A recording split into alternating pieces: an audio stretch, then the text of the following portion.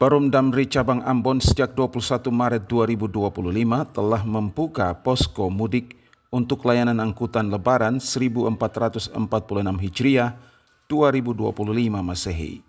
Posko tersebut berfungsi untuk memberikan informasi layanan mudik angkutan Lebaran bagi masyarakat yang ingin menggunakan moda transportasi Damri menuju kampung halaman. Untuk melayani mudik Lebaran, Perum Damri Ambon telah menyiapkan sebanyak 8 armada bus, di mana 4 trayek perintis dan 4 armada dengan trayek komersil.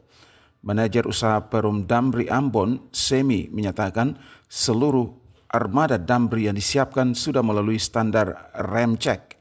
Hal itu dilakukan untuk memastikan kelayakan armada yang digunakan berada dalam kondisi layak beroperasi sehingga dapat memberikan kenyamanan dan keamanan bagi pengguna transportasi Damri. Untuk kelayakan kendaraan Damri Cabang Ambon sebelum hari ini sudah diramcek oleh pihak BPTD, jadi kelayakan armada sudah bisa dipastikan layak. Semi memproyeksikan puncak arus mudik Lebaran akan terjadi pada 27 hingga 28 Maret 2025. Sementara arus balik diperkirakan memuncak pada 4 hingga 6 April 2025. Semi menambahkan untuk penjualan tiket, Perum Damri masih memperlakukan sistem manual di mana setiap pemudik yang akan menggunakan jasa transportasi Damri dapat membeli tiket langsung di kantor Damri di kawasan Waiheru, Kota Ambon.